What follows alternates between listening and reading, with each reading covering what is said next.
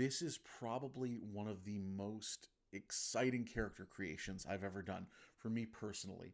If you were to go back and look at Beardic Inspiration Dungeons and Dragons characters 196 and 197, you would see that those two were special. I was commissioned by Kelly and Brandon to, well, Brandon as a surprise for Kelly, to make them two original Dungeons and Dragons characters so they could play together. And you can go back and watch those videos to see their full character stories. Now, cut to months later, this was back in March, their friend John has reached out to me. They are all playing together, and in fact, they used my videos in their session 0, and that is so cool. Well, now John wants to play with their characters, but needs one of his own that it can integrate with the backstories of these two players, of Brandon and Kelly, or Axel and Jaina, as you will see in their videos. So this this character that I'm about to roll up is sort of the expansion of the Beardic cinematic universe as I find a way to work in John's new character into Brandon and Kelly's. So stick around. Let's roll up an original Dungeons and Dragons character. All right, let's start with the basics. We have a neutral good tiefling druid. If you were quick to see, I did change that die. John did specify he does want to play a druid, so we're going to make that happen. Our neutral good tiefling druid comes from the grasslands to the south. You are a sage. You are a older tiefling, about medium height, with a scar birthmark or tattoo on your face in the area of the nose, and you come from the grasslands to the south. Oh, and you have just pitch black eyes. You have a great sense of humor. You are a bit of a jokester. I'm sensing a lot of dad jokes slip out when you're in a party, but when the situation gets tough, when pressure is on, you get angry. And John, your druid has the ability to speak with animals, and I'm going to take this literal and work it in with this. You have a magical pendant, and that magical pendant is, it's a chunk of amber that has been carved into a piece of cheese. It looks like a slice of cheese with holes in it.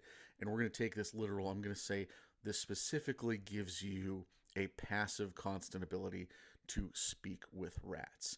You don't have any money. You're very poor. You might even be a bit of an outcast.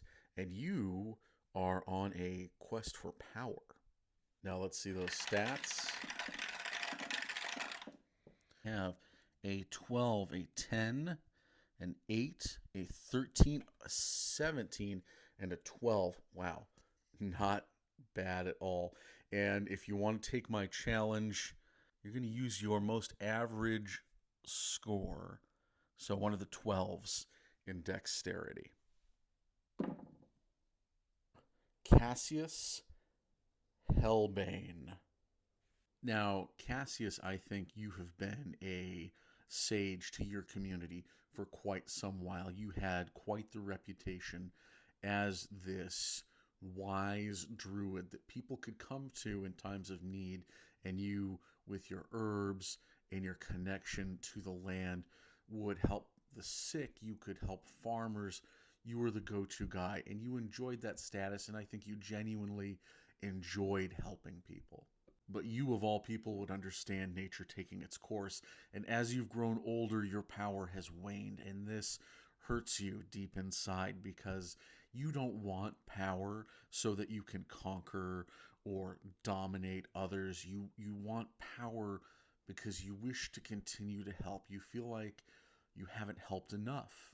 You want to keep on helping. So this puts you in a position of desperation to get your power back to full strength by any means necessary. And this has caused you to end up in the company of a rebellious rogue group of drow. This blood red tower is a seat of a ancient and arcane power, a power that they promise that they will share with you if you will only help them through the Underdark, give them guidance to read their maps of ancient routes, to find this unique place. You only know what the drow allow you to know about this tower. They have an ancient tome filled with drawings and diagrams and runes and strange alien languages, all seeming to refer to this tower that they're seeking, but the book is locked. They leave it in your home when they go seeking it, but they always lock it with a old iron key that the leader of the drow keeps around his neck. Your adventure begins months after you had last seen these drow. You fear the worst. You assume, yes, they possibly could have perished seeking this mysterious tower, but more than likely they found it and you have been duped, and they will not be sharing any power with you. But then, one evening, as you pass through the marketplace, you overhear a dwarf and a gnome, both very tall, going by the name of Jaina and Axel, talking about a blue dragon, a mysterious sword, a group of drow, and a blood-red tower. How will you approach them? Will you share everything that you know with them right away? Will they have the secrets necessary to open up that mysterious book? And will you be able to unlock the secret of the mysterious blood-red tower together? All I can say for certain is